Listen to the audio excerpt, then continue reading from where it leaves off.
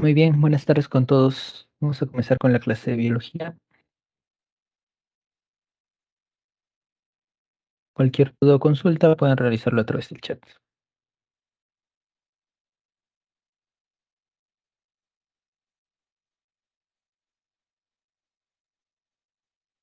Comenzamos entonces.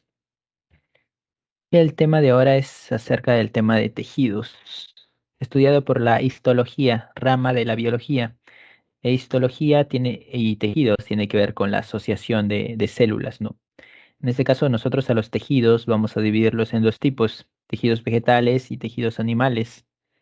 Correspondientes los tejidos vegetales a las plantas, obviamente, y los animales, si bien podría ser a los animales, pero nosotros nos vamos a centrar en lo que es el ser humano, ¿no? Cuáles son los tipos de células, la clase de tejidos, etcétera. Comenzamos con lo que son los tejidos vegetales, correspondientes a las plantas, pero en este caso no nos vamos a centrar en cualquier tipo de plantas, sino que vamos a tomar como modelo a las plantas conocidas como angiospermas.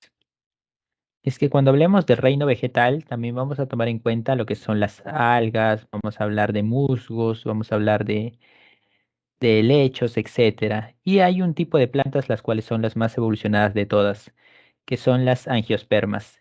Estas angiospermas tienen como característica de que son las plantas clásicas que conocemos, las que tienen flor, esa flor característica y fruto. Luego, cuando veamos acerca de tipos de plantas, veremos que hay algunas que no tienen fruto, no tienen flor, su raíz es diferente, etcétera, pero ahora nosotros nos vamos a centrar en esta, ¿no? Ya adelantándonos a lo que podría ser. Pues de tejidos, tejidos meristemáticos, comenzamos con ellos. Llamados tejidos meristemáticos, conocidos también como tejidos embrionarios, porque apenas la planta surge de lo que es una semilla, vamos a encontrar a estos tejidos meristemáticos. Función, crecimiento. El crecimiento de la planta, cuando te hablen de crecimiento en cualquier sentido por parte de una planta, van a tener que ver los tejidos meristemáticos. De eso se encargan el crecimiento de la planta.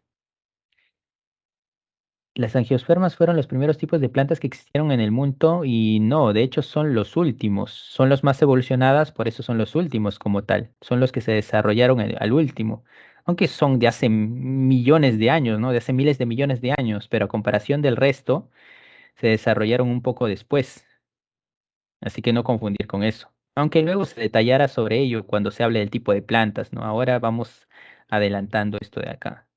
Ahora vamos a centrarnos solo en tejidos. Y decía meristemáticos, crecimiento, ¿no? Crecimiento netamente, se centra en el crecimiento. Se les llama también tejidos de crecimiento. Apenas surge una planta de la semilla, va a tener tejidos meristemáticos.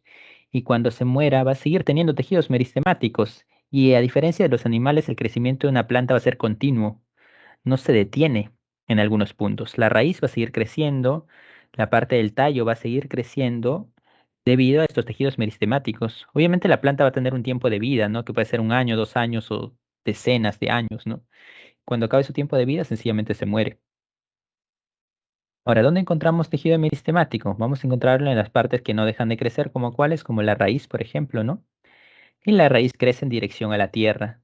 A eso se le conoce como geo, que significa tierra, tropismo. Preguntan cuál es el tipo de crecimiento de la raíz. Bueno, es de geotropismo, se le llama geotropismo, porque crece en dirección a la tierra, hacia abajo, ¿no? En cambio, el tallo o la yema apical, la ápice del tallo, la parte más alta del tallo de una planta, eso tiene una dirección y es hacia la luz del sol. Por ejemplo, si hacemos crecer una planta en un territorio o en nuestra casa, cerca a una ventana, que siempre va a requerir luz del sol, esta va a crecer en dirección hacia la ventana porque va a buscar la luz del sol. Y eso se le llama como foto, luz, tropismo, crecimiento, ¿no? Crecimiento en dirección de la luz del sol. Esto porque la luz del sol es fundamental para que se desarrolle la fotosíntesis. ¿Qué más decir acerca de ello? Bueno, acá vemos los otros tejidos, pero ya detallaremos cuando les toque su respectiva diapositiva. También lo vamos a encontrar en las hojas, pero las hojas ya tienen un crecimiento limitado, ¿no? No es que van a crecer eternamente. Crecen, se forman las hojas y ahí se acaba. Los meristemos hay dos tipos, llamado meristemo primario o apical y el meristemo secundario o lateral, y se van a centrar en el tipo de crecimiento que va a tener la planta. Así, por ejemplo, el meristemo primario o apical va a tener un crecimiento de carácter longitudinal. Longitudinal. ¿Qué es eso? Crecimiento vertical.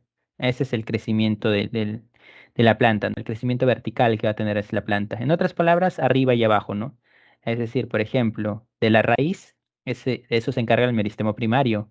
Del tallo, de eso se encarga el meristemo primario. Crecimiento longitudinal. Y lo vemos acá precisamente, ¿no? La parte más baja de la raíz se llama caliptra, por ejemplo, ¿no? Y acá es donde vamos a tener las células meristemáticas, porque estas van a estar en constante crecimiento. Y hablando de crecimiento, se debe decir que una de las características de las células meristemáticas es que éstas están en constante mitosis. ¿Y a qué se refiere con crecimiento de una planta? Que el número de células va a aumentar. Y el número de células aumenta gracias al proceso llamado mitosis. Mitosis o división celular, ¿no? Que es lo mismo en este caso. En la raíz lo encontramos y también lo vamos a encontrar en el ápice del tallo, que es la parte más alta del tallo, ¿no? Por eso se llama apical también. Eso es lo que hace el meristemo primario o apical. Lo otro es el meristemo secundario o lateral. Se llama lateral ¿por qué? Porque se centra en el crecimiento lateral. Crecimiento lateral o en grosor. Es decir, meristemo primario arriba y abajo, meristemo secundario a los costados. El tallo, por ejemplo, ¿no? El tallo no es una simple ramita que se va a crecer arriba y abajo, sino va a crecer en grosor también. ¿Cómo se forman los tallos de los árboles? Gracias al meristemo secundario, que ayuda a que se fortalezca o se engrose aún más. Lo mismo con el crecimiento de las hojas, el crecimiento de las ramas, gracias al meristemo secundario. Ahora, que el meristemo secundario tiene otro nombre, un tercer nombre también. Y eso nosotros lo llamamos cambium. Cambium, que deriva del nombre cambio, ¿no? Cambium significa cambio. Y es que se llama cambio porque forma otros tejidos.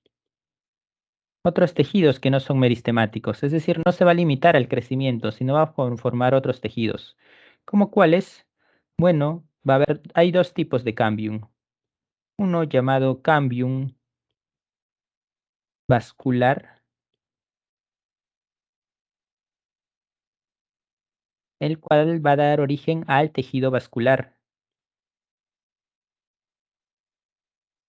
Tejido vascular. Y el tejido vascular va a estar compuesto por floema y por xilema. Ya cuando hablemos de tejido vascular o de tejido conductor, diremos cuál es su respectiva función, ¿no? Por ahora, el cambium vascular da origen al tejido vascular. Por otro lado, tenemos al cambium suberoso, el cual va a dar origen al suber. Y el suber es una parte importante del peridermis, de la peridermis. Y la peridermis va a ser una capa que van a tener los tallos de las plantas. Acá, por ejemplo, vemos al suber. Y ese es un corte en el tallo, ¿no? Que es una de la capa más externa, vamos a encontrar el suber, que va a conformar la peridermis, uno de los tipos de tejidos protectores que iremos detallando también en la siguiente diapositiva. Siendo esto entonces parte de tejidos meristemáticos. Hasta ahí, ¿tienen alguna pregunta? O si no, ya pasó a la siguiente diapositiva. Recuerden tomar captura a lo que son las diapositivas porque no voy a regresar al final por falta de tiempo.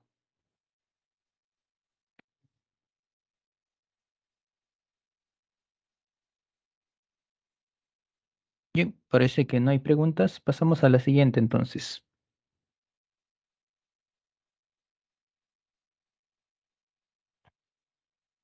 Seguimos con los tejidos de las plantas y entramos a lo que son tejidos protectores. Acá vamos a encontrar dos tipos, la epidermis y la peridermis. Bueno, ¿qué son ambos? Ambos se van a encargar de rodear a la planta, por ejemplo, la epidermis, ¿no? La epidermis rodea a la planta en su totalidad. Se encarga de rodear completamente a la planta. Y la epidermis es como la piel de la planta, ¿no? Lo rodea en el tallo, en la raíz, en las hojas, etcétera, ¿no? Eso es la función de la epidermis. Y va a estar compuesta por células vivas.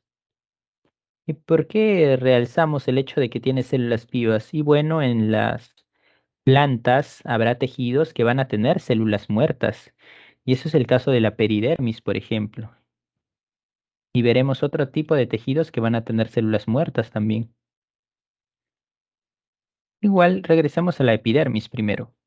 Células vivas que rodean completamente la planta, ¿no? Obviamente la función es la protección, por eso se llama tejidos protectores. Y que a su vez, estas son las células epidérmicas, por ejemplo, las que tienen forma celeste, y están rodeadas por una capa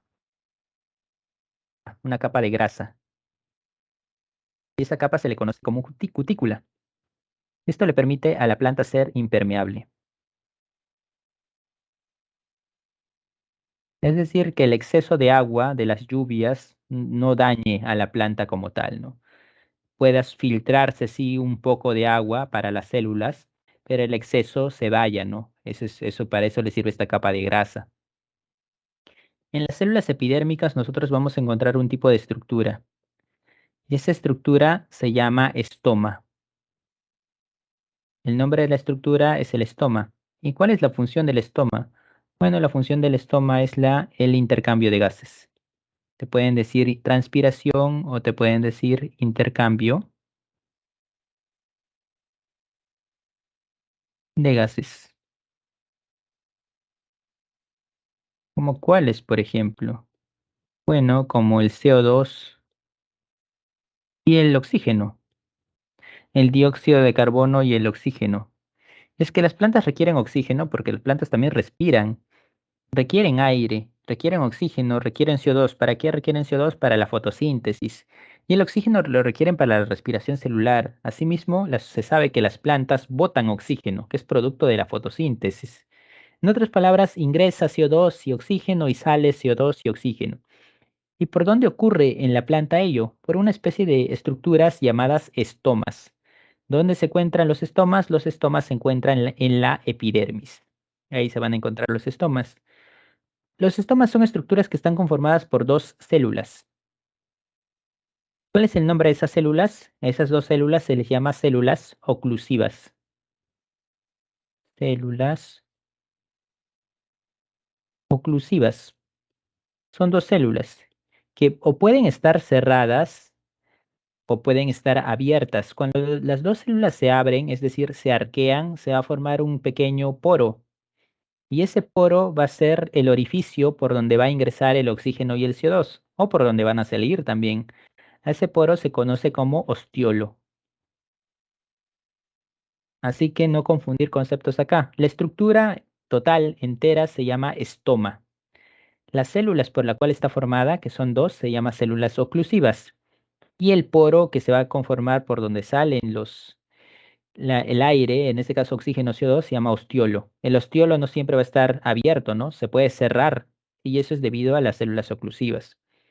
Eso es en la epidermis. Ahora, ¿qué es la peridermis? Cuando la planta surge o crece, siempre va a tener epidermis. Ahora, mientras la planta va envejeciendo, va creciendo, va pasando el tiempo, esa epidermis va a ser reemplazada poco a poco por algo llamado peridermis. ¿Y eso qué va a permitir? Eso va a permitir la peridermis, en este caso no va a estar en toda la planta, sino va a permitir engrosar sobre todo el tallo. Va a permitir engrosar el tallo de la planta. Por ejemplo, vemos acá, ¿no? Esta es la estructura del tallo de la planta, ¿no? Y la epidermis sigue siendo lo que se más expone, pero acá también vamos a encontrar a la peridermis. Y la peridermis va a tener partes. ¿Partes como cuál? Bueno, la peridermis va a tener parte como suber, algo llamado suber, algo llamado felógeno, algo llamado felodermis también, que son capas de células. Capas de células que van a estar muertas. Y esas células muertas, ¿por qué? ¿Por qué es necesario que estén muertas? Bueno, esto le va a proporcionar mayor dureza.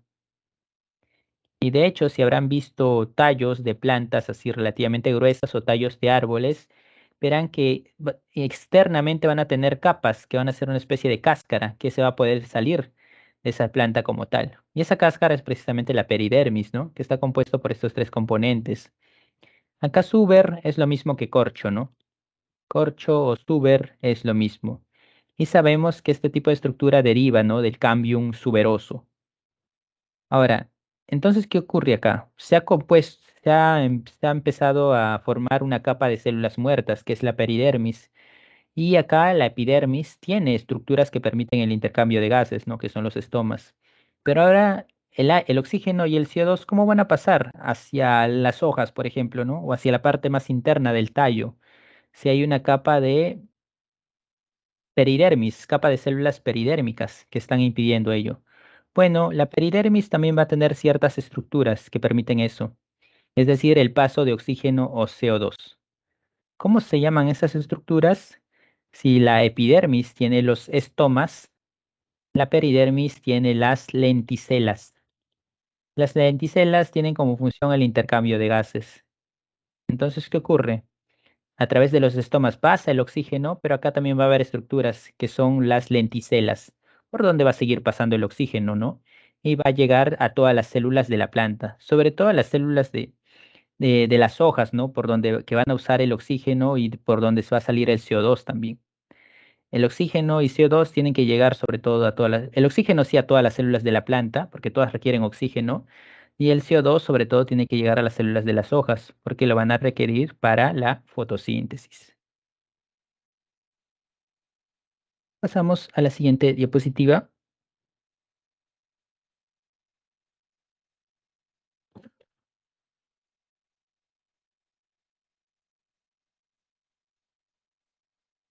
Tejidos fundamentales o parénquima. ¿Cuál es la función de estos tejidos fundamentales?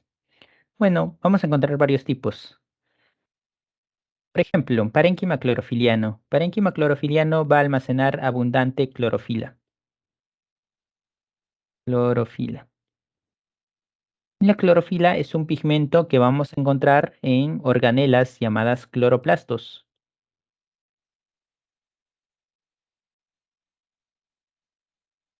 La clorofila es un pigmento que va a dar coloración verde, ¿no? Es por eso que las células que tengan clorofila o cloroplastos con clorofila en este caso, van a presentar esa coloración verde. ¿Y eso cuáles van a ser? Van a ser las hojas. Y van a saber también a veces algunos tallos, los llamados tallos herbáceos, que son los tallos delgados que tienen coloración verde, ¿no? Alguna vez seguramente lo habrán visto. Y estos son los que presentan el parénquima clorofiliano. ¿Y por qué? Es que la función del parénquima clorofiliano es la fotosíntesis. La abundante clorofila sirve precisamente para que puedan realizar la fotosíntesis. Es que la fotosíntesis se realiza en las organelas, no cloroplasto, y acá están ligadas clorofila a cloroplasto. Función del parénquima clorofiliano, entonces, fotosíntesis. ¿Dónde ocurre o quién presenta parénquima clorofiliano? No cualquier estructura, sino las hojas y los tallos herbáceos, que son las estructuras que precisamente van a desarrollar la fotosíntesis, que les sirve para las plantas para obtener su propio alimento. Parénquima de reserva. Función: almacén de sustancias.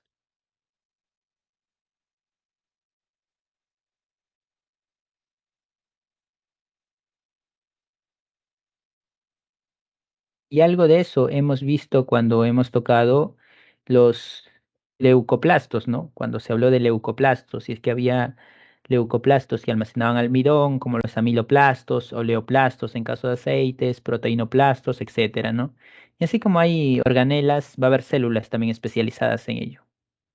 Almacenar sustancias como cuál, bueno, las mismas, ¿no? Almidón sobre todo, que es la sustancia que más se requiere almacenar en una planta y se terminan almacenando, por ejemplo, en los tubérculos, que son secciones de los tallos, en los bulbos que están en las raíces, etcétera, ¿no? Almidón puede ser aceites, etcétera. El parénquima de reserva se centra en el almacén de sustancias. Parénquima acuífero. Este se centra en el almacén. ¿Almacén de qué será? Almacén de agua.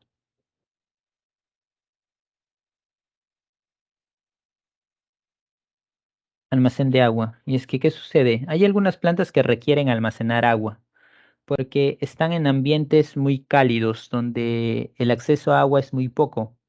Por ejemplo, los cactus. Los cactus que vemos en la imagen que son plantas que carecen de hojas y en lugar de eso tienen espinas, que pertenecen al grupo de las llamadas suculentas.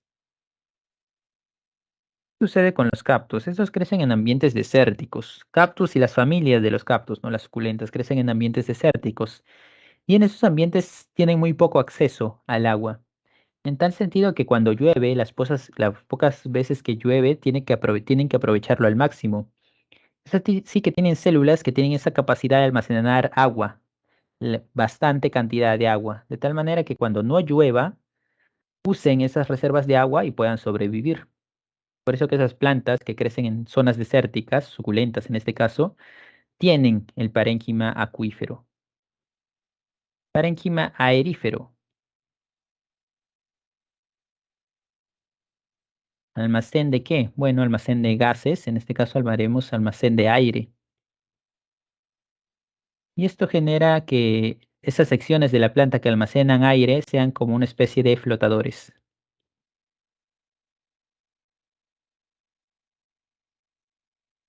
¿Y esto quién lo presenta? Bueno, esto lo presentan las llamadas plantas acuáticas, que son plantas que crecen en ambientes húmedos, ¿no? Con gran cantidad de agua. ¿Y eso qué lleva? Bueno, el agua puede generar que la forma de la planta cambie bastante, ¿no? Que sea aplanada, etcétera, ¿no? Porque el agua tiene un peso. Pero gracias a estos flotadores, que es el parénquima aerífero, evita que pase ello. Y las plantas mantienen su forma, ¿no? Mantienen determinada estructura, porque tienen sus flotadores que luchan contra el peso del agua. Bien, no sé si había alguna pregunta hasta ahí, si no pasamos a la siguiente diapositiva.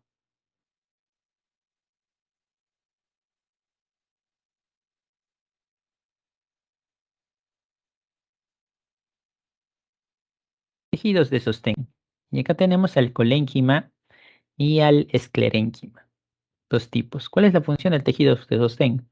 Bueno, ambos en conjunto terminan conformando el esqueleto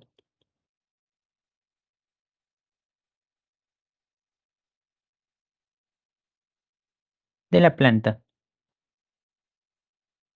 esqueleto de la planta, esqueleto entre comillas, ¿no? Bueno, la planta sabemos que tiene una forma, ¿no? Su raíz, su tallo, ramas, hojas, etcétera, ¿no? ¿Cómo es que puede mantener esa forma? ¿Por qué no se cae, en otras palabras, ¿no?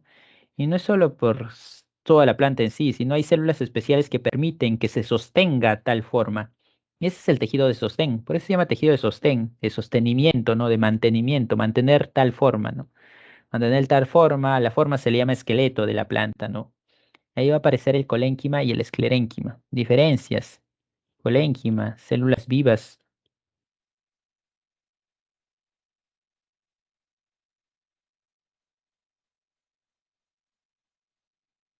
Esclerénquima, células muertas.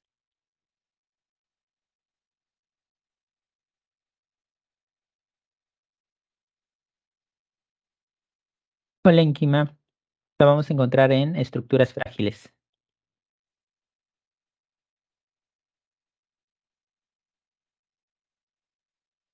Estructuras frágiles, ¿como cuáles? Bueno, estructuras frágiles como que podrían ser las hojas, estructuras frágiles como tallos, pero no cualquier tipo de tallos, sino los tallos más delgados, que se conocen como tallos herbáceos.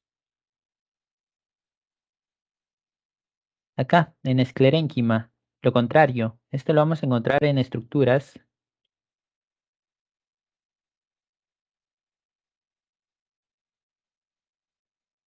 robustas,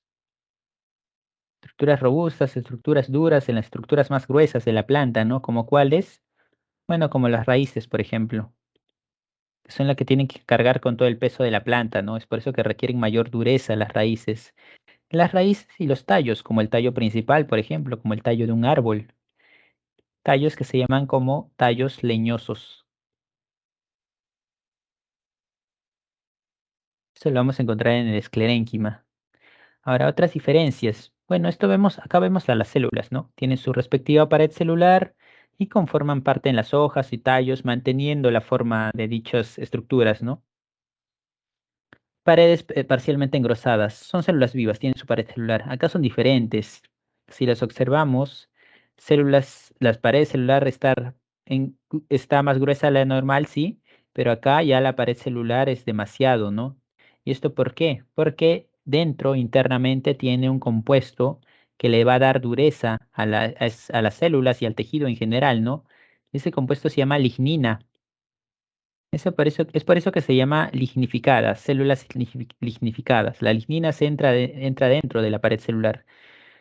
Es por eso que termina siendo favorable también que estas células sean muertas, porque internamente se aprieta tanto que es imposible que haya organelas, ¿no? Todo se destruye internamente. Acá lo que sirve es la pared celular, que va a estar repleta de lignina, y eso le va a dar mayor dureza a las células y al tejido en general, ¿no? Es por eso que el esclerénquima lo vamos a encontrar en zonas robustas, engrosadas. ¿Ok? Pasamos a la siguiente diapositiva.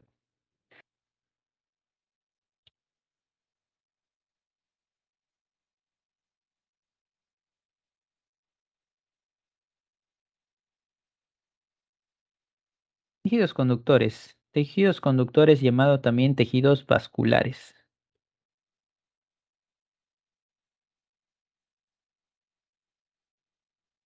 Tejidos conductores o vasculares. Acá vamos a encontrar dos tipos, xilema y floema. Función, transporte,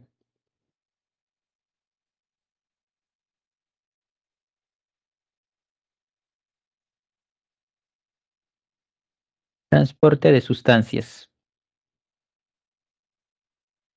Y esos dos tejidos lo vamos a encontrar a lo largo de toda la planta, ¿no? Sustancias como cuáles? Bueno, sustancias como el agua y sales minerales que se encuentran en la tierra, que tienen que ser transportadas a través de la raíz hacia toda la planta, ¿no? Y sustancias como la glucosa, que a través de la hoja tiene que ser transportada a toda la planta también, porque toda la planta requiere glucosa. Ahí es donde aparece la xilema y floema.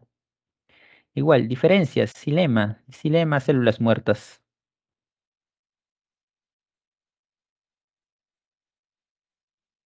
Células muertas.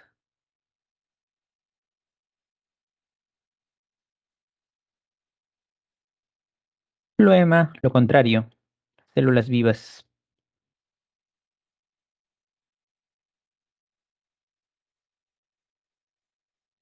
Transporte de Tu audio xilema, está, ¿sí?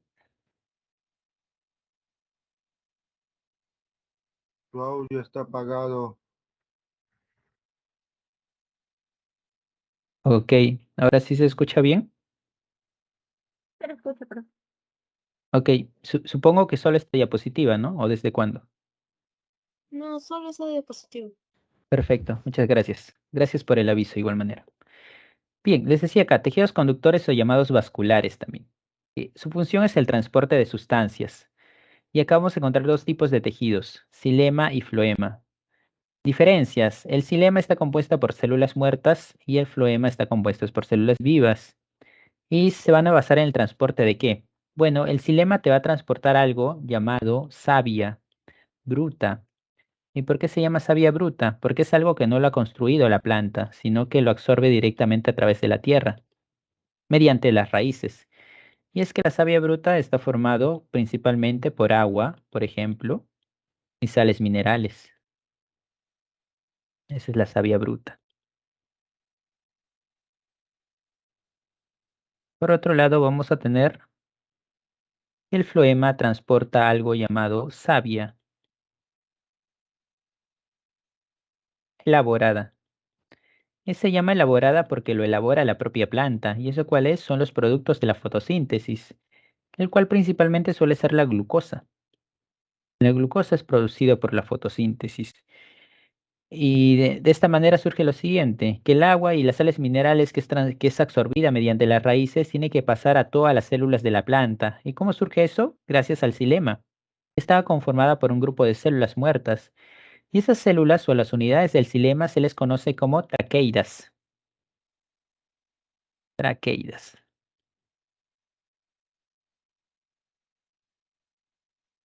traqueidas y también que se llaman vasos leñosos. Vasos leñosos. Ellos se encargan entonces, son un tipo de estructuras especiales que se encargan de absorber, ¿no? Absorber el agua mediante las raíces y que eso pase a todas las células de la planta. Obviamente no se conoce mucho de cómo lo hacen, porque imagínese un árbol que tiene que llevar agua desde sus raíces hasta la parte más alta del árbol, ¿no? Es algo bastante interesante lo que terminan haciendo acá el xilema, mediante xilema. En cuanto al floema, células vivas que se terminan denominando también como vasos cribosos, cribosos o liberianos. Vasos cribosos o liberianos, así se llaman los componentes del floema, ¿no? Las células vivas, las cuales, como ya se había dicho, se encargan del transporte de la savia elaborada, ¿no? Que suele formarse en la hoja, ya que la hoja es la que se encarga de la fotosíntesis. Y esa glucosa, que es una fuente de energía, tiene que ser transportada hacia todas las células de la planta. Bien, hasta ahí. ¿Hay alguna pregunta? Si no, continuamos con la última parte de tejidos vegetales.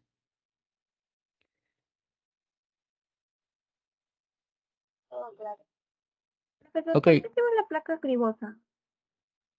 bueno, acá los vasos cribosos o la placa acá, ¿no? Bueno, son componentes en realidad que forman parte de lo que es el floema. Acá no hacemos tanto énfasis en la estructura como tal o en la función, pero en otras palabras, si escuchan el término criba o criboso, que es asociado a básicamente a que tiene varios puntitos acá, es que está asociado al floema. En este caso, la placa cribosa separa, ¿no? Por ejemplo, esto de acá es un tubo criboso. Se encarga de limitar a los tubos cribosos, ¿no? Tubos cribosos, por si acaso, es lo mismo que vasos, ¿no? Vasos es lo mismo que tubos en este caso, ¿no? Sirve para delimitar a los tubos, a los vasos cribosos, en este caso, del floema. Gracias, profesor. Bien, pasamos a la siguiente entonces. La última parte, tejidos secretores. Función, secreción de sustancias. Secreción, te pueden llamar excreción, te pueden hablar de expulsión de sustancias de la planta y son sustancias que la planta bota al exterior, ¿no? Que pueden tener utilidad o no pueden tener utilidad para la planta. Por ejemplo, nectarios. Nectarios, ¿dónde vamos a encontrarlo? Vamos a encontrarlo en las flores. Y tienen como función, ¿qué cosa? Expulsión de néctar. Botan néctar. ¿Qué es el néctar? Bueno, el néctar es el dulce que va a estar asociado al polen. El néctar lo vamos a encontrar en el polen como tal, ¿no? ¿Y esto le es útil a la planta? Sí. ¿Por qué? Porque termina facilitando algo llamado polinización. ¿Y qué ocurre entonces? Que las plantas tienen como interés que el polen vaya a otra flor, porque el polen va a tener los llamados gametos masculinos. Y eso ya lo hablaremos cuando toquemos la fecundación de las plantas. Gametos masculinos que tienen que ser llevados a otra flor para que el gameto masculino de una planta se fusione con un gameto femenino, ¿no? Y así surja el fruto. A este transporte de polen se le llama polinización. ¿Y quién realiza ese proceso? Lo realizan insectos, pueden realizar aves como el colibrí, picaflor, hasta murciélago también puede realizarlo. ¿Y cómo es que lo terminan realizando? No lo hacen así a voluntad propia, sino que se dejan llevar por el aroma del néctar. El néctar como dulce y es que lo que le da el dulce sabor y el aroma a la flor atrae a estos animales y estos animales van y terminan capturando el polen, ¿no? Y luego ese polen va a llevarlo a otra flor. ¿Por qué? Porque la otra flor también los atrae, ¿no? De esa manera, el néctar tiene como función facilitar este proceso, ¿no? De polinización, atrayendo a los animales, insectos, aves, mamíferos como el murciélago, ¿no? Eso va a variar, pero esa es la función del néctar. ¿Surge por cuál? Por estas cavidades, ¿no? Que se llaman nectarios, y eso lo vamos a encontrar en las flores. Pelos glandulares o tricomas. Tricomas. Esto lo vamos a encontrar en algunas plantas, como la llamada ortiga, por ejemplo.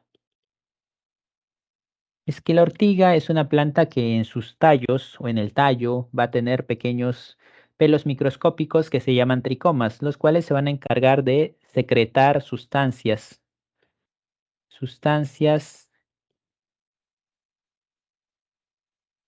que se van a llamar urticarias o urticantes,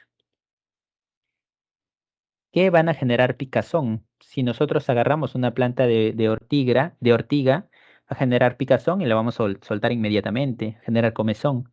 Y esta es una sustancia que le sirve a este tipo de plantas para defenderse. ¿Defenderse de qué? De los animales que quieran comerse a la planta. Por ejemplo, va un animal y quiere comerse la planta de ortiga, pero inmediatamente no va a comerla porque le va a dar picazón, debido a esta sustancia que va a generar los tricomas de la ortiga. Es por eso que la ortiga no es comestible para los animales como tal. Es un sistema de defensa para las propias plantas. La ortiga es un ejemplo de ello, generado gracias a los tricomas o pelos glandulares. Cavidades secretoras. Estas cavidades secretoras se encargan de secretar distintas sustancias, como cuáles, bueno, como la pulpa, por ejemplo, ¿no? ¿La pulpa de quién? De los frutos. ¿Esto le es útil a la planta? Sí, le es útil, porque los frutos almacenan, ¿qué cosa? Almacenan a la semilla. Y resulta útil que los frutos sean apetecibles para los animales, porque los animales van, comen al fruto, porque les resulta apetecible, pero no van a degradar a la semilla. La semilla es así, los animales la van a mantener y luego la van a eliminar vía secreción, vía excreción. De tal manera que las semillas por azar o por probabilidad, van a quedar cubiertas por tierra en algún momento y va a crecer una nueva planta. Es por eso que le es útil a las plantas que sus frutos sean apetecibles, ¿no? Sean comestibles, sean dulces, etcétera. Por eso que todos los frutos suelen ser comestibles, ¿no? Porque de esa manera los animales ayudan a que se dispersen las semillas. Acá vemos tres capas: endocarpo, que es la pulpa, básicamente, los que nosotros comemos de la fruta; mesocarpo, que es esa parte blanca que se suele ver en las naranjas o mandarinas, por ejemplo, eso que parece seda; y exocarpo, que es la cáscara, ¿no? Netamente la cáscara de la fruta, lo que generalmente botamos, ¿no? Y no comemos. Eso surge a partir de dónde? De algo llamado cavidades secretoras. Por último, tubos laticíferos, y eso se encarga de la eliminación de látex. ¿Y el látex es útil para las plantas? Y no. El látex es sencillamente un producto de las plantas que requieren botar y nada más. Pero el látex sí es útil para nosotros, para los seres humanos, porque nos sirve en la industria, debido a que gracias al látex podemos fabricar llantas, podemos fabricar guantes, chicles, cualquier tipo de goma, mascarillas, preservativos, etcétera, etcétera. Varios tipos de cosas a partir del látex, ¿no? Por eso termina siendo bastante útil. ¿De dónde surge? De llamados tubos laticíferos, ¿no? Que suelen tener algunos tipos de árboles. Finalizando de esta manera con la parte de tejidos vegetales. No sé si hasta acá tienen alguna pregunta o si no, ya pasamos a lo que son tejidos animales.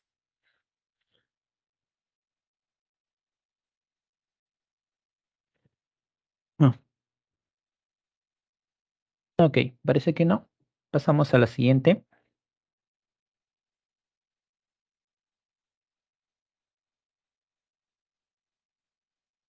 Tejidos animales. Igual, les repito lo mismo, ¿no? Si bien se centra en animales, nosotros vamos a tener como modelo al ser humano, ya que es el que tiene a a las células que más conocemos, ¿no? Hay una gran variedad de células en el ser humano, hasta más de 200 en general, ¿no? Pero lo vamos a agrupar en cuatro tipos de tejidos. Y si bien hablaremos de tejido óseo, cartilaginoso, adiposo, tienen que recordar que en realidad estos son partes de un tejido más grande, ¿no? Y que los tipos de tejidos en general solamente son cuatro. Y esos son el tejido epitelial, el conectivo, el muscular y el nervioso. Y hay otros tejidos que van a derivar de alguno de ellos, ¿no? Sobre todo del conectivo, ¿no? Y es que el conectivo a su vez tiene otros tejidos, como es el óseo, adiposo, etcétera, ¿no? Por ejemplo, estos de acá, los que vemos acá en la imagen, son llamados tejidos, pero todos estos pertenecen al llamado tejido conectivo. Tejido conectivo laxo, el denso, el adiposo, el tejido cartilaginoso, óseo, tejido sanguíneo, todo eso es del tejido conectivo. Así que no hay que confundir ello. Acá nosotros vamos a hablar de células, obviamente, como en plantas, pero a diferencia de plantas, nosotros vamos a agregar un material adicional. A células nosotros vamos a agregarle la llamada matriz extracelular.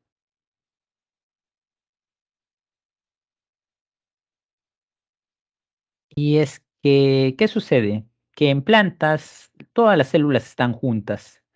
Las células están juntas, tienen su pared celular, todas están juntas por la pared celular, ¿no? Todas juntas, unas con otras. En cambio, en animales, nosotros vamos a ver que hay casos en los que las células van a estar separadas, como sobre todo en el tejido conectivo, ¿no? Van a estar separadas y luego vamos a ver proteínas, espacios. ¿Y eso qué se llama? Eso se llama matriz extracelular, ¿no? Que básicamente está conformada por proteínas que van a rellenar esos espacios que existen entre las células, ¿no? Proteínas. Eso lo veremos sobre todo en tejido conectivo, ¿no? Que tiene abundante matriz extracelular. ¿Cuáles son las funciones de la matriz extracelular? Bueno, la matriz extracelular tiene como función el dinamismo. Es que como hay espacio entre célula y célula, acá las células se van a mover bastante. Las células de los animales, a eso se llama dinamismo, ¿no? Que viene de la palabra dinámica. Y también tiene que ver con la comunicación. Es que las células pueden comunicarse unas con otras, gracias a que hay espacios, ¿no? Y también gracias a que hay espacios y así pueden interactuar, cambiar información entre células de distintos tejidos, ¿no? Esa es la función de la matriz extracelular. Es así que cuando hablamos de tejidos, no solo nos centraremos en las células, sino también en matriz extracelular. Algo diferente a lo que pasa en plantas, ¿no? Ya que en plantas no tienen matriz extracelular. Veamos entonces los cuatro tipos de tejidos. Cada uno será un tema aparte, ¿no? Pero por ahora vayámoslo describiéndolos. Tejido epitelial. Función, recubrimiento. Estos se van a encargar de recubrir todo. Por ejemplo, la piel, ¿no? Es un tipo de tejido epitelial, está cubriendo a todo el organismo. Luego van a encargarse de cubrir a los órganos, van a encargarse de recubrir glándulas, etcétera. Va a rodear todo tipo de órganos y glándulas. Tejido conectivo o conjuntivo, que es lo mismo, función, conexión.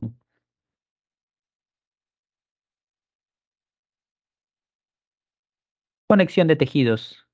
Mantener conectados a los tejidos, mantener conectados a las células. Y también se encargan de rellenar espacios. Por ejemplo, entre nuestra piel, que es tejido epitelial, y entre nuestros músculos, parece que no hay espacio, parece que debajo de la piel están los músculos, pero no. Entre la piel y los músculos hay tejido conectivo. Es así que van a tener esa función importante. Tejido muscular, función, movimiento. Te hablan de movimiento, quien se encarga de ello es el tejido muscular. El tejido muscular termina realizando esto. Ya sea un movimiento externo, movimiento del esqueleto, o un movimiento interno que tiene que ver con el movimiento del corazón o el movimiento de las vísceras. Pero de eso se encarga el tejido con transmisión de impulsos.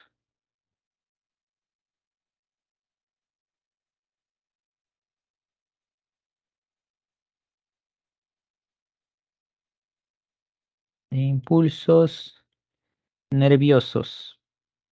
Lo cual parece redundar, ¿no? Tejido nervioso, transmisión de impulsos nerviosos. Y bueno, básicamente esto se puede resumir en que frente a un estímulo que recibe un organismo, siempre va a haber una respuesta. ¿Y quién se encarga de eso, de que haya una respuesta? Bueno, de eso se encarga el tejido nervioso, con ayuda de las neuronas, ¿no? Que son las células principales de esta clase de tejido. Bien, pasamos entonces a la siguiente diapositiva.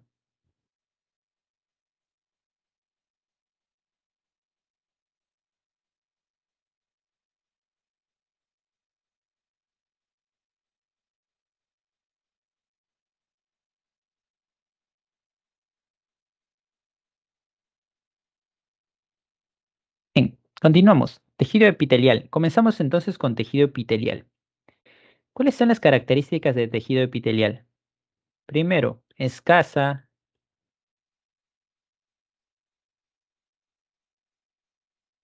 tancia. intercelular. ¿Y eso qué significa? Sustancia intercelular es lo mismo que matriz extracelular y no, no es lo mismo. Acá las células epiteliales van a estar juntas, van a estar pegadas unas a otras. Como vemos acá en este ejemplo, ¿no? Vamos a ver ejemplos de láminas también donde las células están pegadas unas a otras. Y esa sustancia intercelular se refiere a los espacios, ¿no? Que hay entre célula y célula. Si las células están pegadas, significa que no va a haber esos espacios. Por eso se habla de escasa sustancia intercelular. Ahora, a los costados. Pero ¿qué pasa debajo, por ejemplo, no?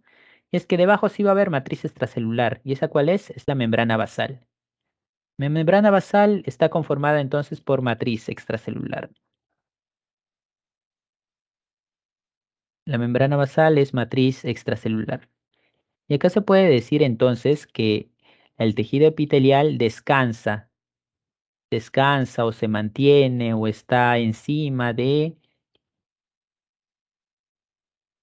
descansa sobre una membrana basal, que así se le llama. Y ya saben, la membrana basal es un tipo de matriz extracelular, ¿no? Que está conformada también por proteínas. Membrana basal. ¿Y para qué sirve la membrana basal? ¿Por qué está ahí? Bueno, la membrana basal tiene como función nutrición, nutrir a las células, nutrir a las células del tejido epitelial, nutrir a las células epiteliales. ¿Y por qué tiene que nutrirlas? Y bueno, porque estas células del tejido epitelial, y esto sí es también importante, son avasculares. El tejido epitelial es un tejido avascular. ¿Y qué significa avascular? A sin vascular viene de vasos. Los vasos sanguíneos son arterias y venas que se encargan de transportar sangre, ¿no? Es así que la sangre no va a llegar al tejido epitelial. Y la sangre tiene como función de transportar nutrientes, ¿no? Como no llega al tejido epitelial, entonces estos son nutridos o los nutre la membrana basal. Para recordar, ¿no? Que el tejido epitelial es avascular, tengamos en cuenta que si alguna vez hemos tocado una aguja y hemos atravesado nuestra piel con una aguja, se habrán dado cuenta que no salía sangre. Claro, si se atravesó de manera superficial y solo tocó el epitelio, ya que si sale sangre, va a ser ya, no hemos tocado solamente tejido epitelial, sino también se tocó tejido conectivo, que es lo que se encuentra debajo de nuestra epidermis. Si solo es de manera superficial, notarán que no saldrá sangre. ¿Por qué? Porque no hay vasos sanguíneos ahí. Es porque el tejido epitelial es avascular. Bien, la membrana basal se encargan de nutrir a las células. Acá vemos un ejemplo de la estructura, ¿no? Decir de las células del tejido epitelial que son parecidas también entre ellas, ¿no? Tienen una forma característica, una forma parecida. Diferente al resto de tejidos, donde ya va a ser muy extraña la forma que van a mantener, ¿no? Muy diferencial. En cambio, acá suelen tener forma cuadrada, forma regular, ¿no? Que puede ser cuadrada, puede ser cilíndrica. No es muy diferente entre las células del tejido epitelial. Recuerden, descansa sobre una matriz extracelular. Funciones, protección. La función de protección, por ejemplo, a través de nuestra piel, la cual se encarga de proteger qué cosa, proteger el tejido conectivo y proteger el tejido muscular, ¿no? La piel epidermis se encuentra por encima de lo que son los músculos y tiene como función el protegernos. Transporte intercelular. Bueno, internamente vamos a tener tejido epitelial, el cual se encarga de transportar sustancias también. Secreción y las glándulas que se encargan de secreción son recubiertas por el tejido epitelial, el cual va a ayudar en esa función, ¿no? Secretar sustancias como las glándulas sudoríparas, por ejemplo, que se encargan de secretar sudor.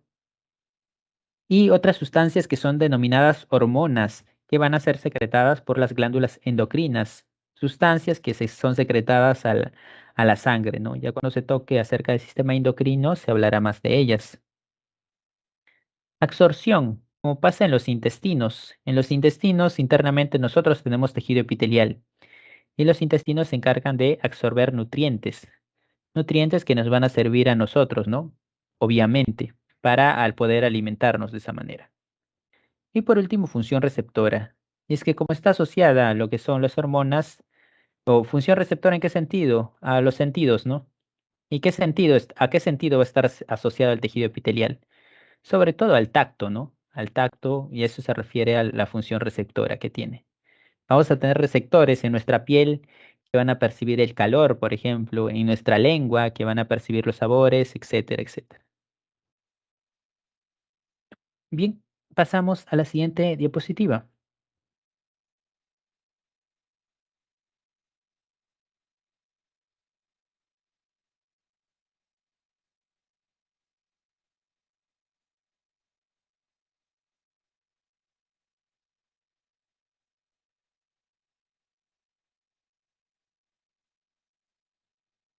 Ok, ¿cómo clasificamos al tejido epitelial? Y acá podemos tener dos tipos, epitelio de revestimiento y el llamado epitelio glandular. El epitelio de revestimiento podemos, porque solo tiene como función revestir. ¿Revestir qué cosa? Bueno, revestir al cuerpo entero o revestir a lo que son órganos internamente. Y vamos a poder clasificarlos en lo siguiente. Epitelio simple, cuando solo se hable de una capa de células, una capa o un estrato también. Es así que al epitelio simple verán en algunos textos que se le conoce como epitelio monoestratificado. Estrato es una capa de células, ¿no? Por ejemplo, vemos acá. Acá lo rosado representa una capa de células. Por eso que es un epitelio simple, que puede ser de tres tipos. ¿Cuáles? Bueno, puede ser llamada epitelio simple plano. Vamos a ponerlo mejor costado. Ok, espacio. Puede ser llamado epitelio simple plano. Puede ser llamado epitelio simple cúbico, porque tiene forma de cubo. Y epitelio simple cilíndrico. Cilíndrico. Recuerden, epitelio simple o simplemente epitelio monoestratificado, ¿no? Porque se está hablando de una sola capa de células. Y acá vemos que pueden ser plano, cúbico o cilíndrico. ¿Y qué es esto naranja? Bueno, lo naranja es la membrana basal, ¿no? Que a veces se le llama también lámina basal. Eso es lo naranja. Y como se ha dicho, las células del epitelio descansan sobre una membrana basal. Ahora, ¿dónde podemos encontrarlo? En el caso del epitelio simple plano, podemos encontrarlo en la llamada cápsula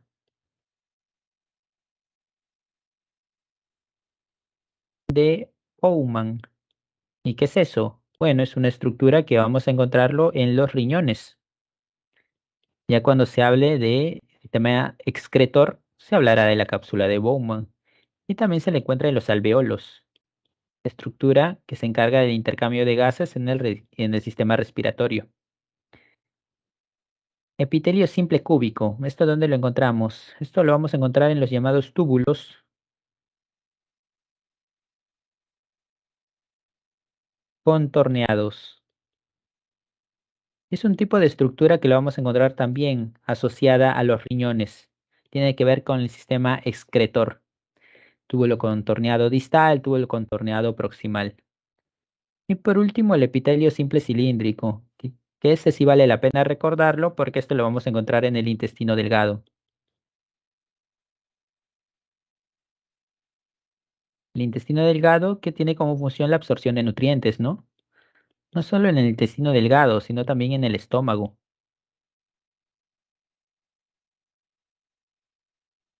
Ahí encontramos estos de acá. Ahora, lo otro tipo, epitelio pseudoestratificado. ¿Por qué se llama pseudo? Pseudo significa parecido a, ¿no? Parecido a es que tiene varias capas, ya que epitelio simple, una sola capa. Ahora, epitelio estratificado se le dice cuando tiene varias capas. Ahora, este se le llama pseudoestratificado porque en el microscopio parecía que tenía varias capas, pero no, solo es una capa de células. Pero como tienen diferente tamaño, parece que tienen varias capas de células, ¿no? Por eso se le llama pseudoestratificado. De esto solamente hay de un solo tipo. ¿Y dónde lo vamos a encontrar? Lo vamos a encontrar en el llamado tracto respiratorio, es decir, en las partes más importantes del sistema respiratorio. ¿Y esas cuáles son? Bueno, fosas nasales.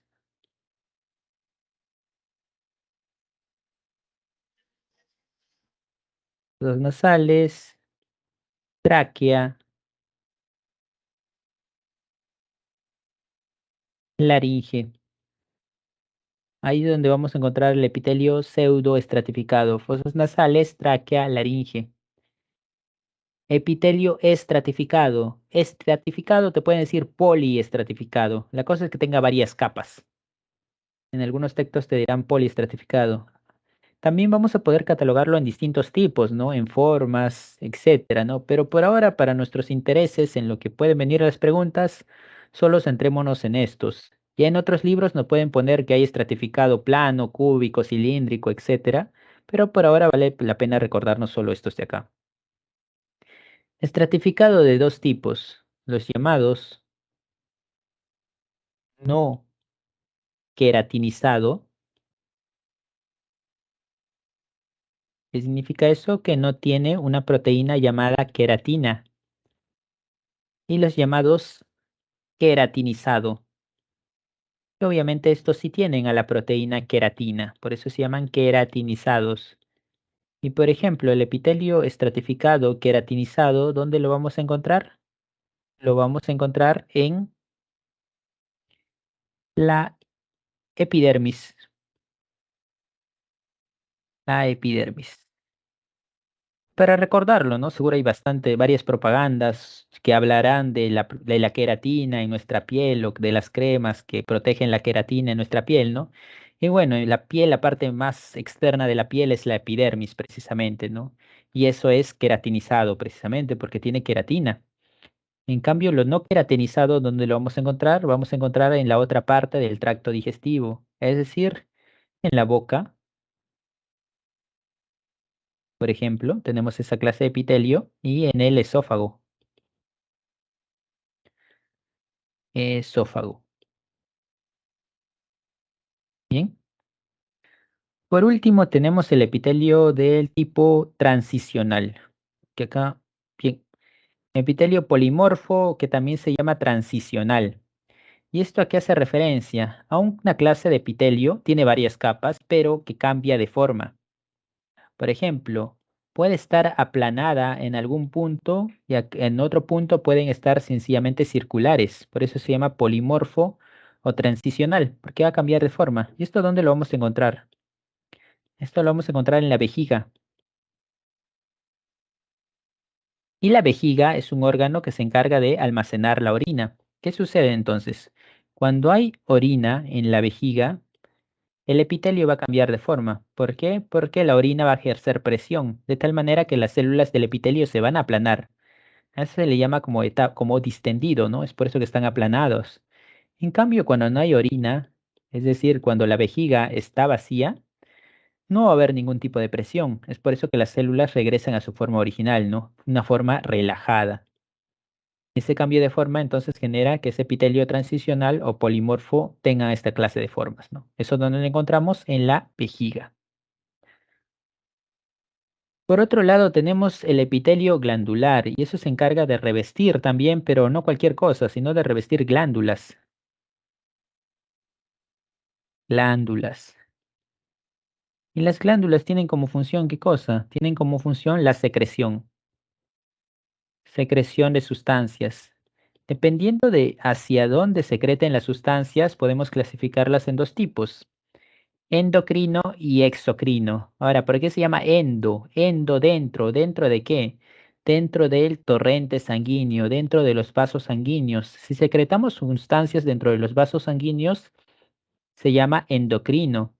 Ahora, si secretamos sustancias fuera de los vasos sanguíneos en cualquier otra parte, pero que no sea vasos sanguíneos, se llama exocrino. ¿Ok? Acá vasos sanguíneos, acá no vasos sanguíneos, en otra parte.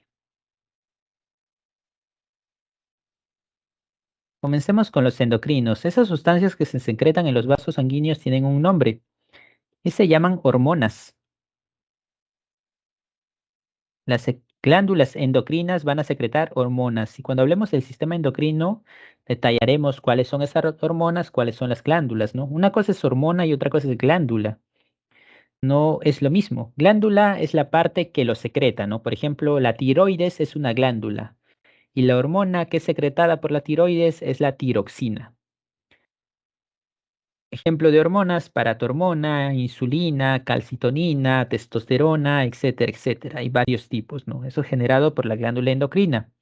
Y ahora ya sabemos que están recubiertas por el epitelio glandular. Ahora, glándula exocrina secretan sustancias fuera de los vasos sanguíneos. ¿Sustancias como cuáles? Por ejemplo, hay algo llamado glándulas sudoríparas, que secretan sudor. ¿Y eso dónde lo botan? Por mediante los poros de los epitelios lo botan afuera, ¿no?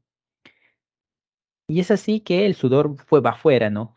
A eso se le llama como glándula exocrina, porque lo bota fuera de la sangre. En este caso está botando el exterior. Lo mismo cuando se habla del jugo intestinal, que es algo que va a botar a los intestinos, no a la sangre. Jugo pancreático, va a botarlo al intestino, igual, jugo estomacal, etcétera. Y varios ejemplos nos iremos dando cuenta mientras detallamos lo que son los sistemas. Pero por ahora saber que cuando se botan sustancias fuera del torrente sanguíneo, esa es una glándula exocrina. Ahora, hay el caso en la cual tenga las dos partes. Cuando una glándula tiene una parte exocrina y una parte endocrina, a eso se le llama como glándula mixta, porque tiene las dos partes. Y ese es el ejemplo del páncreas. ¿Qué sucede con el páncreas entonces? El páncreas tiene una parte exocrina, por ejemplo, a cargo de las llamadas células acinares. ¿Y las células acinares qué se encargan? Se encargan de secretar algo llamado jugo pancreático. El jugo pancreático es algo que se va a secretar a los intestinos para que ayude en el proceso de digestión. Esa sería la parte exocrina del páncreas. Por otro lado, tiene la parte endocrina, a cargo de los llamados islotes de Langerhans, que van a producir insulina y que van a producir glucagón,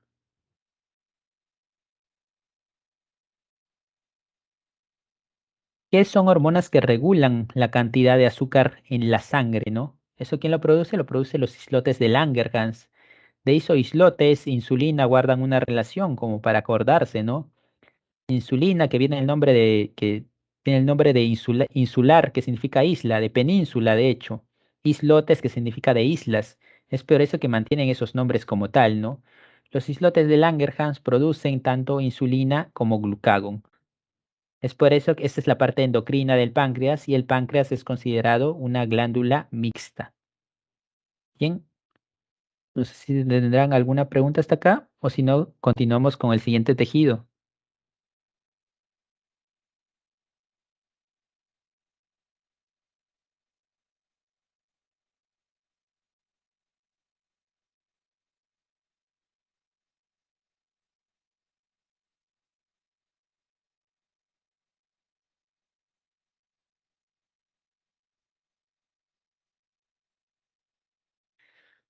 Ujú. Ok, continuamos entonces.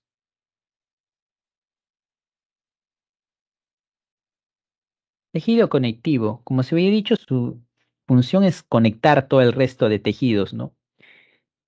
A diferencia del tejido epitelial, acá vamos a encontrar abundante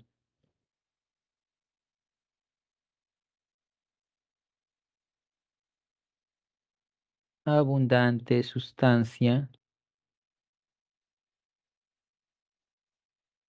intercelular. ¿Por qué? Porque acá, a diferencia de células de tejido epitelial que estaban todas pegadas unas a otras y descansaban sobre una membrana basal, acá las células del tejido conectivo están separadas y van a estar recubiertas por la matriz extracelular, como vemos acá.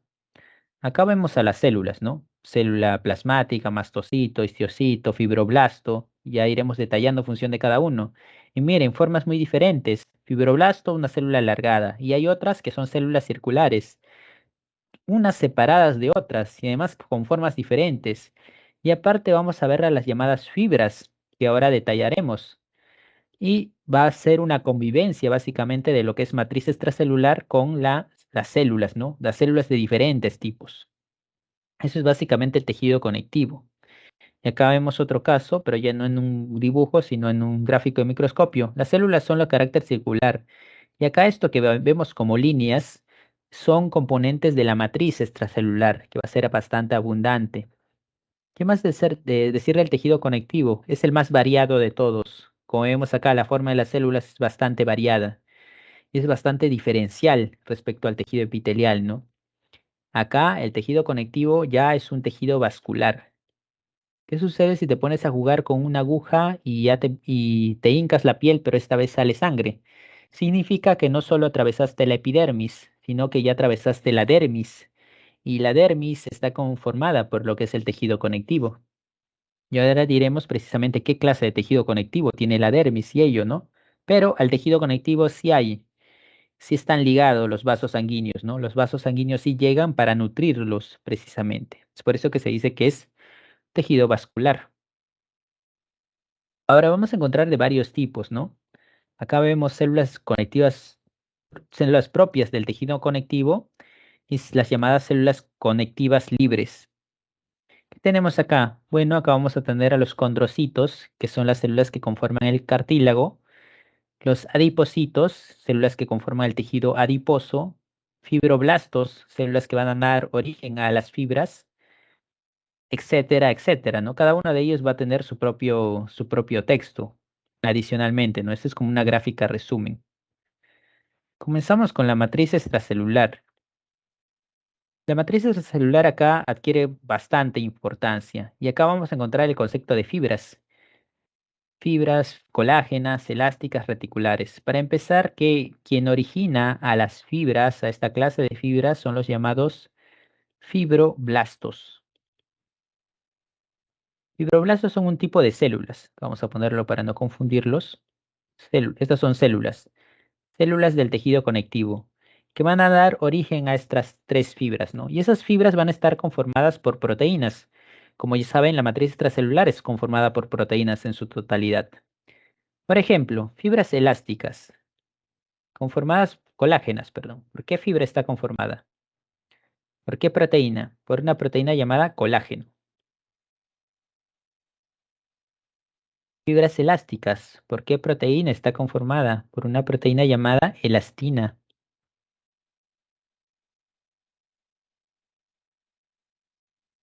Y fibras reticulares, ¿por qué proteína está formada? Por una proteína llamada reticulina.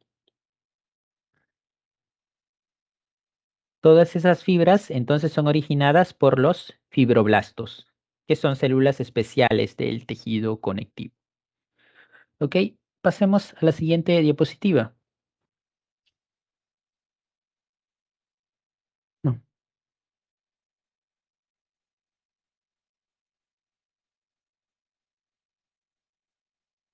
tejido conectivo, clasificación. Vamos a poder clasificar el tejido conectivo de la siguiente manera, en distintos tipos. Tejido conectivo embrionario. Se llama así porque solamente lo vamos a encontrar en los embriones, ¿no? Por eso se llama embrionario. Y tenemos el llamado tejido mesenquimatoso. Está conformado por las llamadas células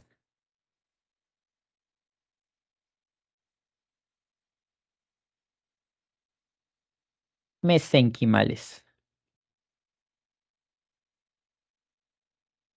Células mesenquimales, conocida también como células madre. ¿Por qué como células madre? Porque originan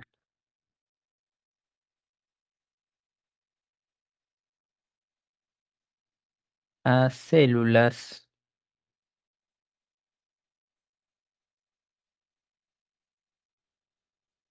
del tejido conectivo.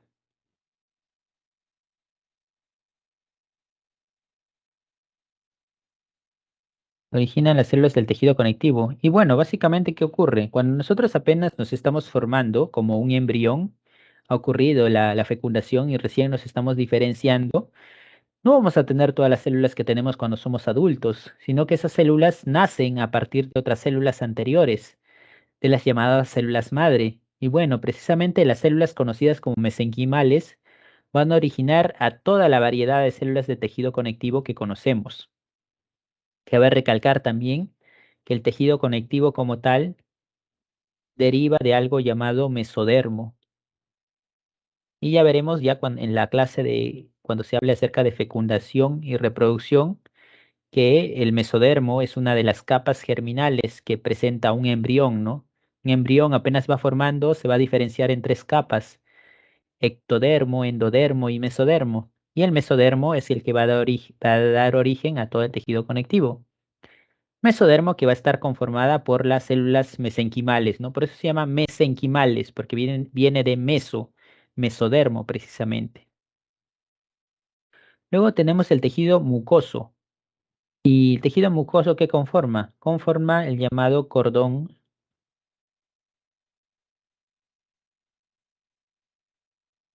umbilical. Cordón umbilical. ¿Y qué ocurre? Bueno, ya sabemos la función del cordón umbilical, ¿no? Que cuando nosotros somos como fetos, estamos dentro del vientre de la madre, el cordón umbilical se encarga de alimentarnos, ¿no? Alimentar al feto mediante los nutrientes del vientre de la madre. ¿Por qué está conformado el cordón umbilical? Ahora ya sabemos, ¿no? Por el tejido mucoso.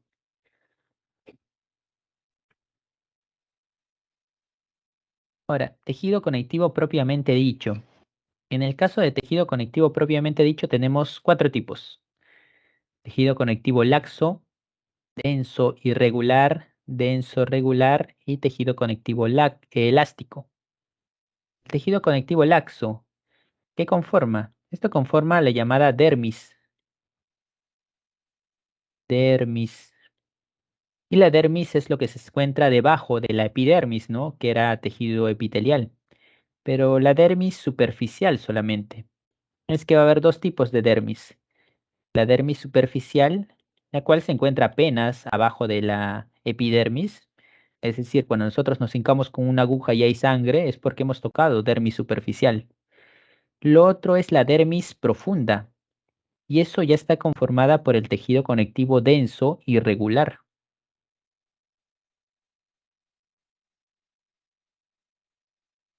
Esto es la dermis profunda. Lo otro es el tejido conectivo denso regular. ¿Y eso dónde lo vamos a encontrar? Vamos a encontrar en los tendones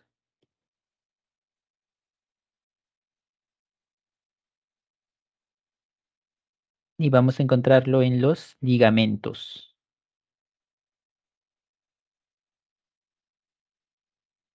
¿Cuáles son las funciones de esas estructuras? Bueno, los tendones se encargan de unir hueso con músculo y los ligamentos se encargan de unir hueso con hueso. Esas son las funciones de estas estructuras y están conformadas por tejido conectivo denso regular. ¿Por qué se llama uno irregular y irregular? Bueno, este se llama regular porque precisamente están ordenadas las células más o menos, ¿no? En cambio acá irregular porque las células están un poco más dispersas en desorden. Por último, el tejido conectivo elástico. ¿Y esto dónde lo vamos a encontrar? En las paredes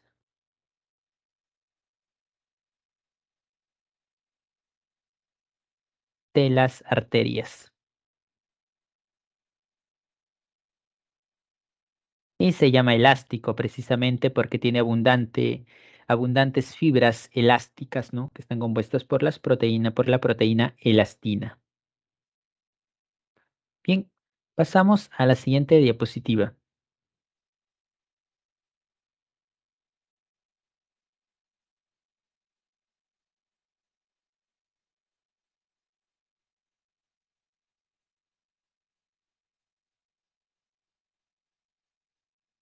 Ahora respecto a tejido conectivo especializado, ¿no? Que ya van a tener una propia función, ya van a ser netamente funcionales. Como es el caso del tejido adiposo. ¿Cuál es la función del tejido adiposo? Almacén de lípidos.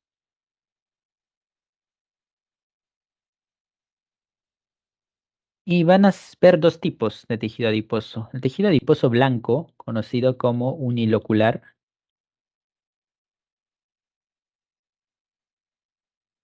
y el tejido adiposo pardo o marrón, conocido como multilocular.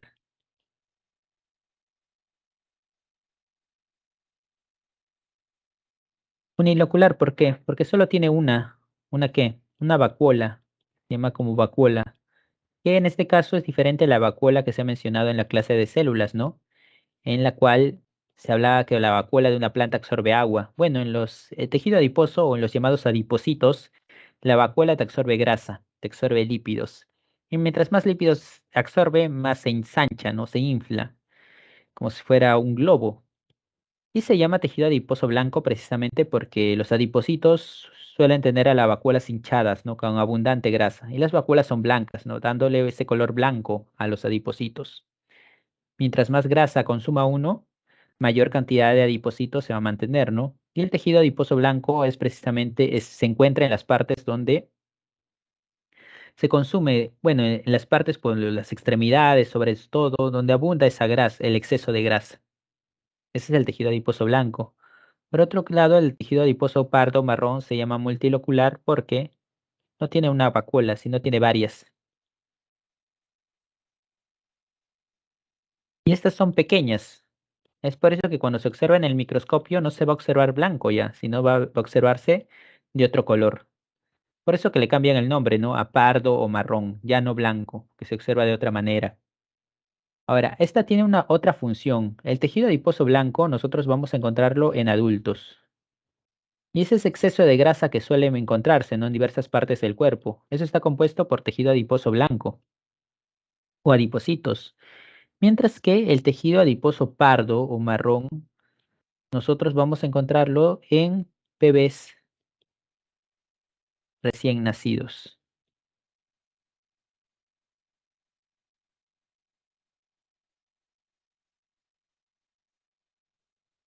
¿Por qué? Porque el tejido adiposo pardo tiene una función adicional aparte de almacenar grasa, y es la de mantener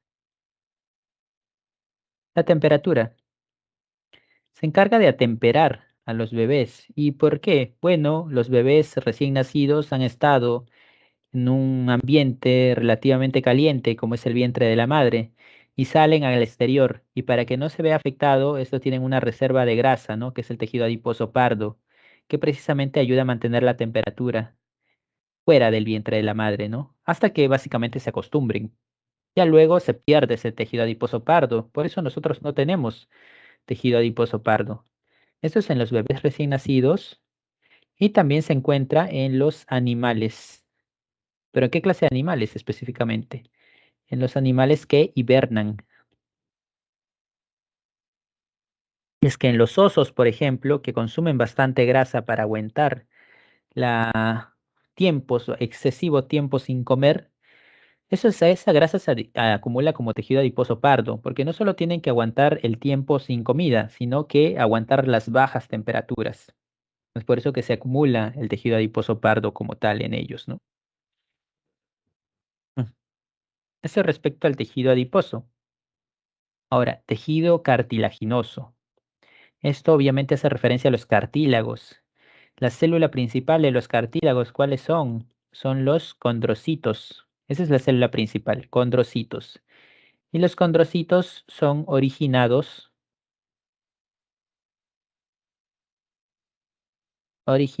por los llamados condroblastos. Y los condroblastos son células. ¿Cómo recordarlo? Bueno, condro, que significa cartílago, blasto, dar origen, formar. Condroblastos generan los condrocitos, ¿no? Cito, recuerden, significa célula. Asimismo, los condrocitos no están sueltos en el cartílago, sino que se encuentran en lagunas. Esas lagunas nosotros lo llamamos como condroceles.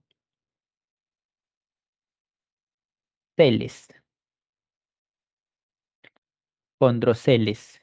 Y esos condroceles son lagunas o cavidades donde van a estar los condrocitos como tal, ¿no? Y fuera de los condrocitos va a haber abundante matriz extracelular también. Ahora, otra cosa. El cartílago está recubierto por una capa que se llama pericondrio. Y esta capa es matriz extracelular, ¿no? Peri alrededor. condrio cartílago, ¿no? Alrededor del cartílago. Hay tres tipos de cartílago: cartílago hialino, elástico y fibroso.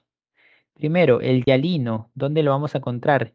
El hialino es el más abundante de los tres cartílagos, más abundante.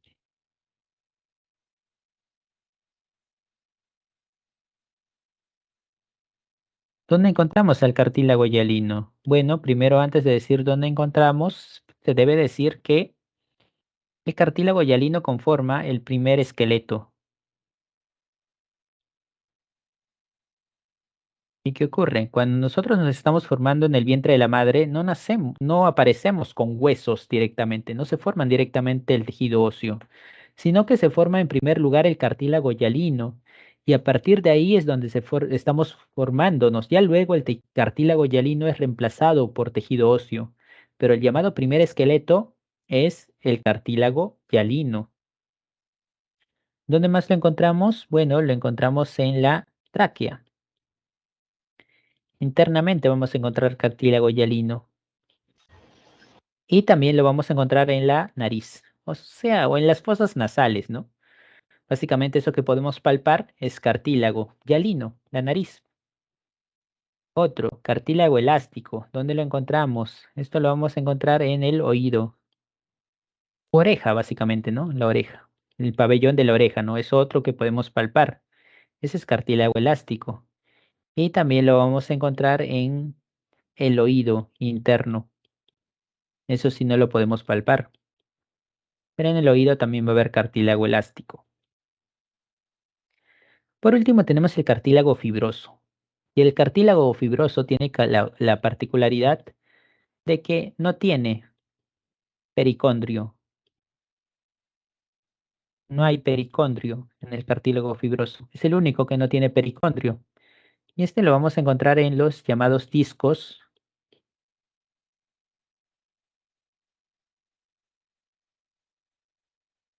intervertebrales. Discos intervertebrales. Y es que entre vértebra y vértebra va a haber cartílago como tal, ¿no? La vértebra, que es lo que conforma la columna vertebral, va a haber pequeños cartílagos y eso se llama discos intervertebrales. ¿Qué tipo de cartílago es? Cartílago fibroso. Bien, pasemos a la siguiente diapositiva.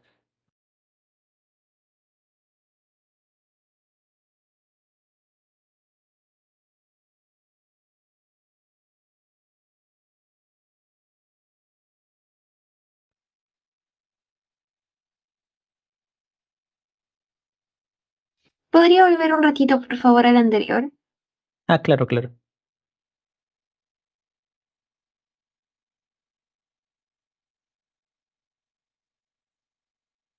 ¿Ya está? Ok. Sí, gracias. Bien, seguimos. Cartílago, bueno, pasamos en los dos últimos tejido conectivo especializado, quizá los más conocidos, tejido óseo y tejido sanguíneo. Tejido óseo, ¿quiénes son las células principales acá? Los osteocitos, pero no significa que van a ser las únicas células. Acá vamos a encontrar osteoblastos y vamos a encontrar osteoclastos. ¿Cuáles son las funciones? Condroblastos, ya hemos dicho, dan origen a condrocitos. ¿Qué harán los osteoblastos? Bueno, acá los osteoblastos lo que hacen es originar o formar condrocitos. Esa es la función de los condroblastos, ¿no? Blasto, formación. No olviden ello. Por otro lado, tenemos a los osteoclastos. Si los osteoblastos originan a los osteocitos, lo que harán los osteoclastos es matar osteocitos, eliminar osteocitos, en otra palabra, destruir.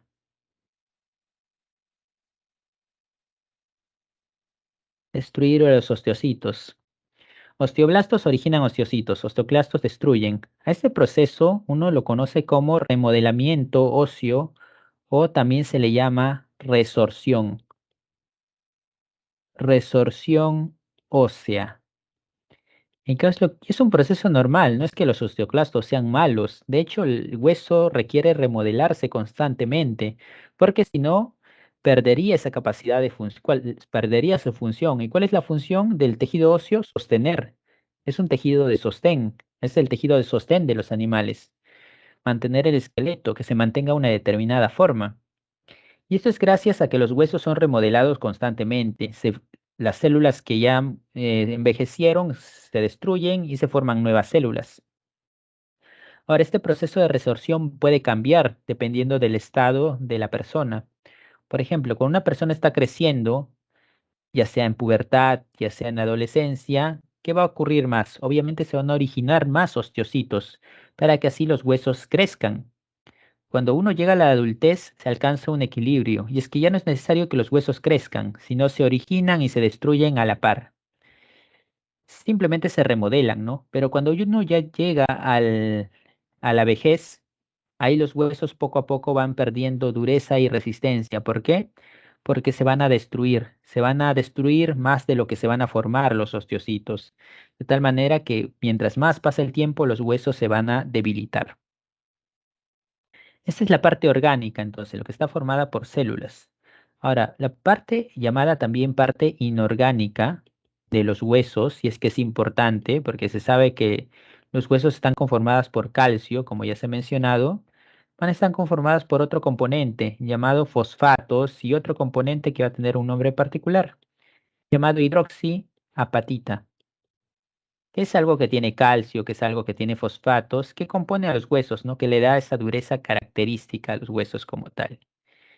¿Qué más decir acerca de los huesos como tejido? Que vamos a tener el llamado tejido óseo esponjoso, como acá dice hueso esponjoso y hueso compacto. En el hueso esponjoso, vamos a llevarlo acá, nosotros vamos a encontrar, que es la parte más interna de los huesos, vamos a encontrar la llamada médula. Médula ósea roja.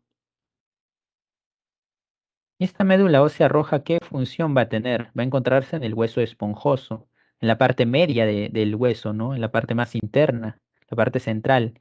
Esta va a tener como función originar a las células del tejido sanguíneo. Ahí se van a formar básicamente todas las células del tejido sanguíneo. Y este proceso se conoce como hemato. Hemato, recuerden, es una palabra de prefijo que significa sangre. Hematopoiesis, que etimológicamente significaría formación o creación de la sangre, ¿no? Pero no es la sangre, ¿no? Sino las células, es decir, el tejido sanguíneo como tal, ¿no? Esos van a surgir ¿dónde? En la médula ósea roja, que se encuentra en el hueso esponjoso. Ahora, en el hueso compacto, nosotros vamos a encontrar los llamados sistemas o conductos de Havers.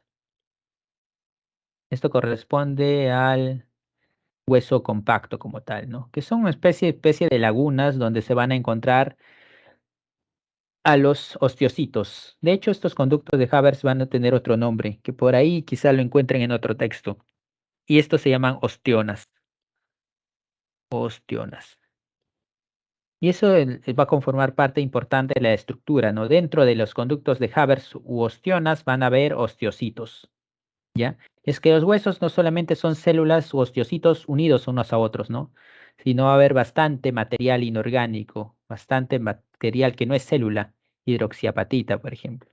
Por último, decir acerca del periostio, que es algo análogo al pericondrio, ¿no? Pericondrio rodeaba el cartílago, periostio acaba a rodear al hueso. ¿Cuál es la función? Su función es la nutrición. ¿Nutrición de quién? Nutrición de los osteocitos. Va a encargarse de nutrir a los osteocitos y a todas las células en realidad del hueso como tal, ¿no? Esa es la función del periostio. Por último está el tejido sanguíneo. Obviamente son las células de toda la sangre. Y acá vamos a encontrar a los glóbulos rojos, que son los eritrocitos. Y la única función de los eritrocitos va a ser mantener u obtener a la hemoglobina. Esa es la única función de los eritrocitos. Es por eso que los eritrocitos no tienen núcleo, no tienen otras organelas, no tienen nada. Solo lo único que tienen es hemoglobina. ¿Y por qué? Porque la hemoglobina es la proteína perdón, la tilde es acá, hemoglobina, no lleva tilde, sino que la hemoglobina, su única función va a ser el de transportar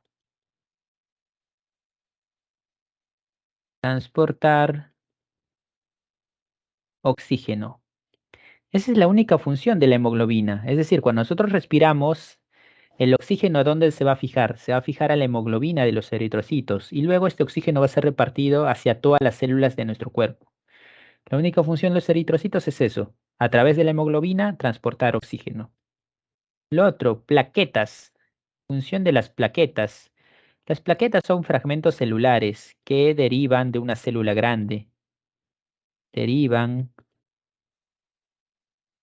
de una célula grande que se llama megacariocito. Ese megacariocito se fragmenta y esos fragmentos celulares son las plaquetas. ¿Cuál es la función de las plaquetas? La función de las plaquetas es la llamada coagulación.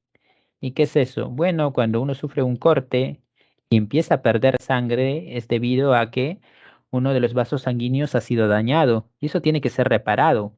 Pero hasta que se repare, las plaquetas tienen como función formar un tapón y ese tapón tapan el agujero, de tal manera que deja de salir sangre y se forma el llamado coágulo, ¿no? Obviamente, si la herida es muy fuerte o muy extrema, con las plaquetas no va a ser suficiente y la persona se va a morir. Pero con cortes superficiales, seguramente todos lo hemos tenido, la sangre en algún momento deja de salir, ¿no? Podemos ayudarnos haciendo presión, pero la sangre deja de salir. ¿Eso es debido a qué? Debido a la coagulación. Ya se hablará más de ello cuando se toque de cerca del sistema sanguíneo.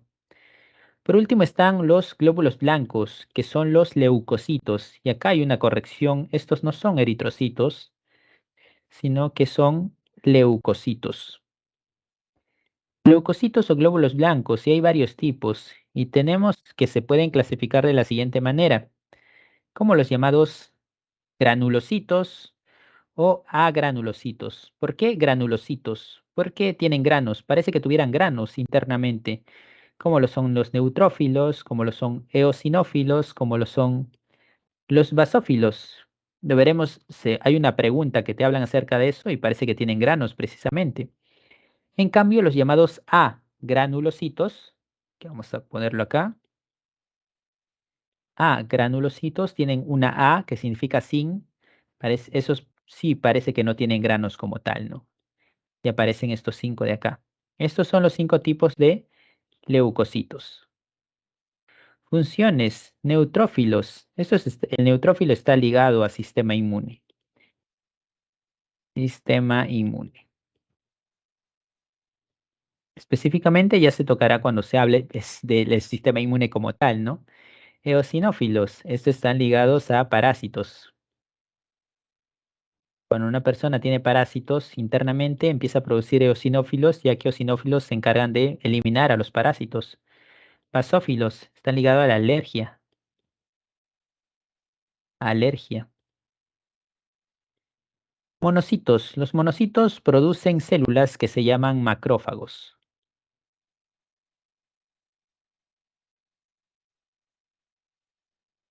Y tanto los macrófagos como los linfocitos están ligados al sistema inmune.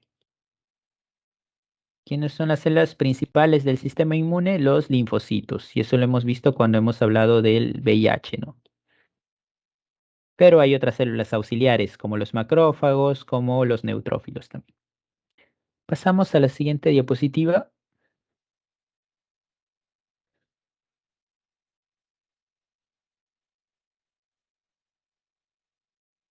Ok, pasamos a la siguiente. Tejido muscular. Ya en estos dos últimos tejidos, como que no solo es una diapositiva para cada uno. El más abundante era el tejido conectivo. Muscular, función, movimiento. Esa es la principal función. Te hablan del movimiento, tiene que ver el tejido muscular de por medio. Las células que conforman el tejido muscular se llaman miocitos, que son células alargadas. Miocitos, o también se le conoce como fibras musculares. Acá no confundir con el otro tipo de fibras que se habló en el tejido conectivo. En el tejido conectivo el concepto de fibras era algo que no es célula, que era netamente proteína. En cambio acá las fibras musculares sí son células, fibras musculares o miocitos, ¿no? Esta es, por ejemplo, una célula muscular, una célula alargada, ¿no? Es algo así, alargado, totalmente alargado. Internamente nosotros vamos a encontrar como pequeños hierros que se van formando, pequeñas columnas que se van formando, alambres, y esos tienen el nombre de miofibrillas. Miofibrillas. La miofibrilla está conformada por dos proteínas. ¿Cuáles? Una que ya la conocemos, que se llama actina, que sabemos que es una proteína del citoesqueleto. Y hay otra proteína que acá se llama miosina. Miosina, actina y miosina. Ambas conforman a las miofibrillas, ¿no? Y acá vemos, esta es una miofibrilla, por ejemplo. Y no es una célula, no confundan, la miofibrilla está conformada por proteínas y se encuentra dentro de una fibra muscular. Ahora, dentro de una fibra muscular o miocito vamos a encontrar también lo que son sarcolema. ¿Y qué es un sarcolema? Y es que acá le van a cambiar de nombre a las estructuras que ya conocemos. Por ejemplo, el sarcolema es la membrana celular. Membrana celular. Acá el mitocondria le van a llamar sarcosoma. Y el mitocondria acá es importante porque la célula muscular, como tiene que ver con el movimiento, va a gastar mucha energía. Y quien está ligado a la energía va a ser los mitocondrias, ¿no? Es así que los mitocondrias acaban a ser abundantes. Mitocondria también se le llama sarcosoma, ¿no? Y acá, por ejemplo, lleva el nombre de retículo sarcoplasmático. ¿Y cuál es eso? Bueno, el retículo sarcoplasmático es el retículo endoplasmático liso, el cual va a ser importante acá porque el retículo endoplasmático liso tiene como función convertir glucógeno a glucosa. Y la glucosa es la principal fuente de energía de todo tipo de célula, ¿no? Es por eso que le cambian el nombre un poco. Y acá, para no olvidarnos, ¿no?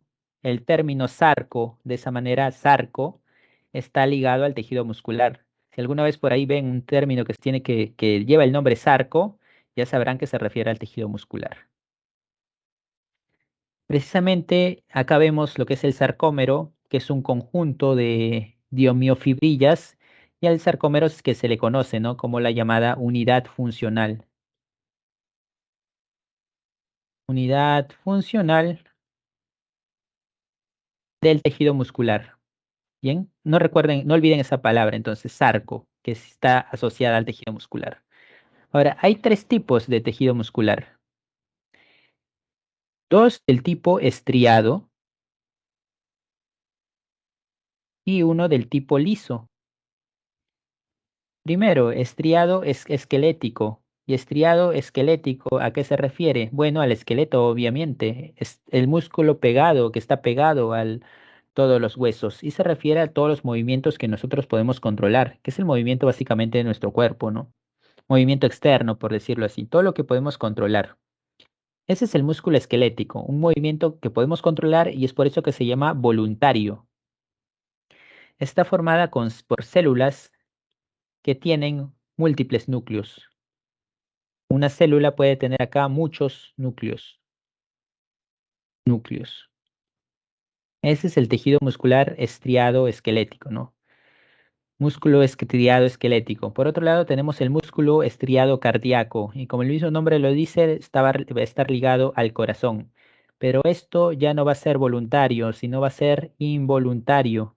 Obviamente, no podemos controlar el movimiento de nuestro corazón, el cual se encarga de bombear la sangre para que podamos vivir precisamente, ¿no? Obtener oxígeno, obtener nutrientes. Por último, tenemos el tejido muscular liso, el cual va a encargarse del movimiento de las vísceras. Vísceras como los intestinos, como el estómago, por ejemplo. Y eso es algo que nosotros no podemos controlar. No es que sencillamente el alimento caiga y de esa manera nosotros lo digerimos, ¿no? Sino que los intestinos, estómago, esófago tiene que moverse. Y ese movimiento es a cargo del tejido muscular liso. Acá las células se les llama como fusiformes. Y Se les llama así porque son alargadas, pero sus extremos son más o menos punteados, ¿no? Como esta forma de acá. Bien, pasaremos a la siguiente diapositiva.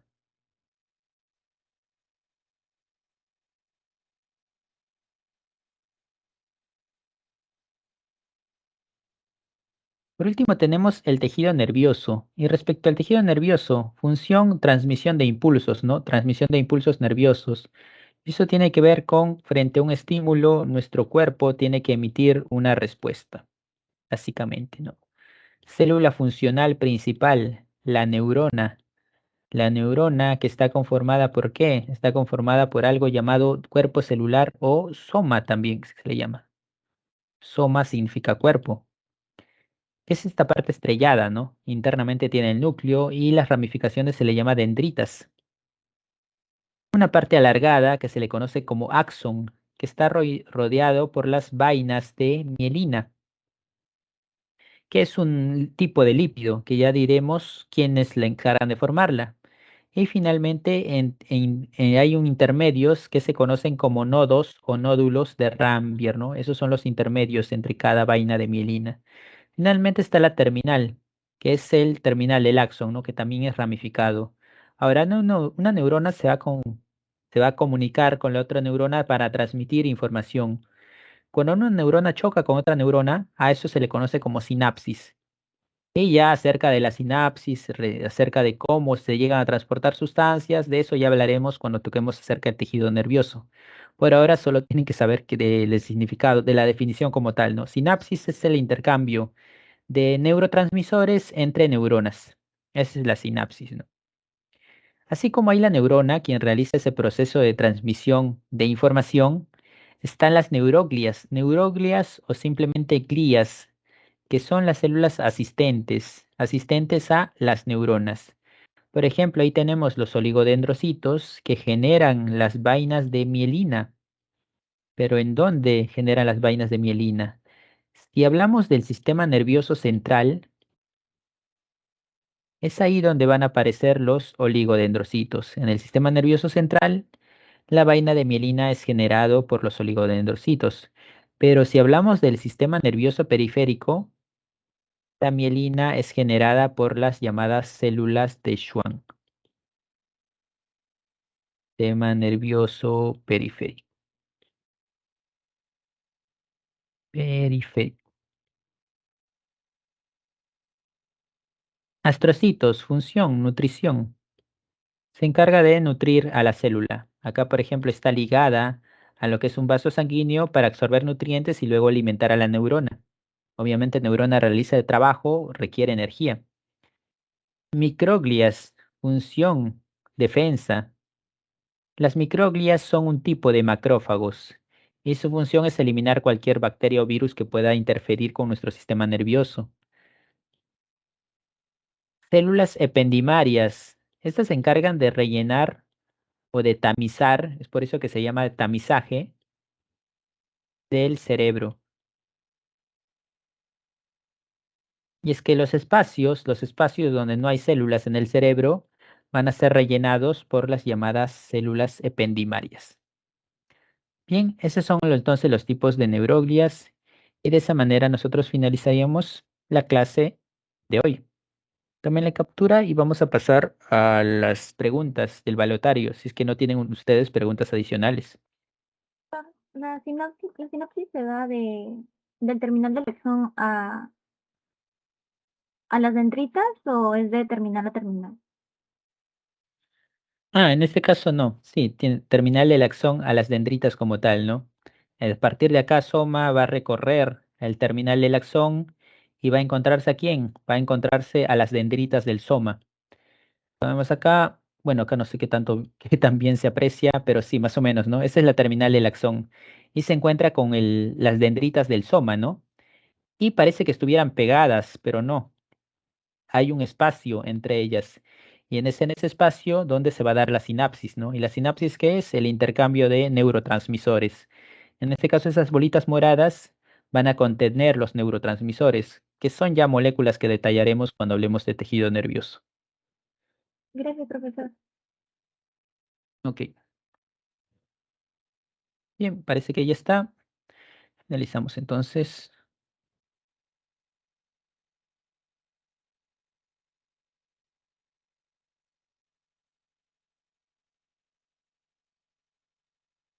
Tenemos la pregunta de Balatario entonces. A ver, la uno.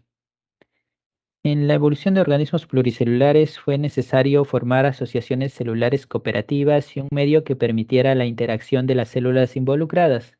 Así se dio origen a la matriz extracelular, que permite la matriz extracelular regular la comunicación y dinamismo de la célula. La uno es la A. La 1 la A. Vamos a la 2.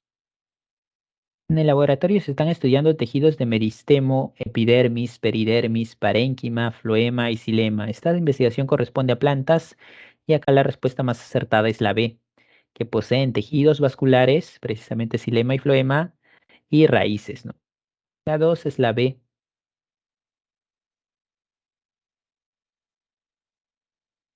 La 3. Si en un laboratorio de biotecnología vegetal se pretende desarrollar plantas con mayor resistencia a las heladas o largos periodos de sequía, es necesario el estudio de los genes que permitan dicha resistencia y contar con meristemos que son tejidos. A ver, ¿cuál sería la respuesta en la 3? ¿Qué clase de tejidos son los meristemos?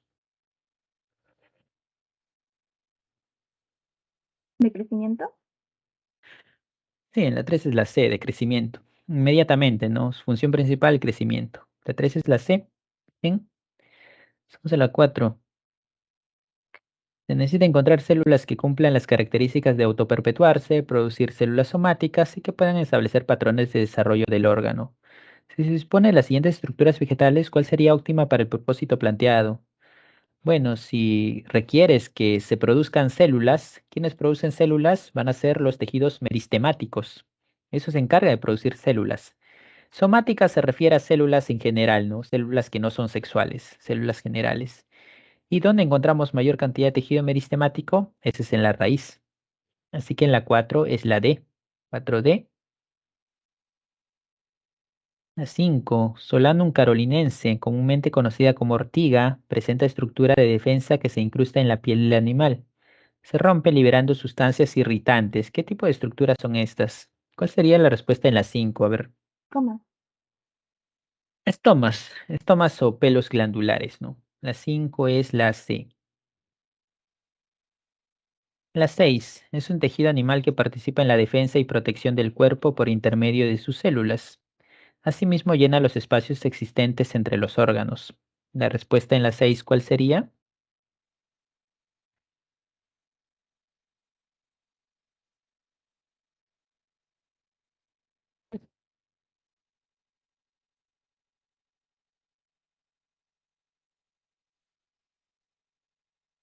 Bueno, la respuesta en la 6 es la D, conjuntivo, conjuntivo conectivo, defensa y protección. ¿Eso qué es? El sistema inmune, parte del tejido conectivo, además de rellenar espacios, ¿no?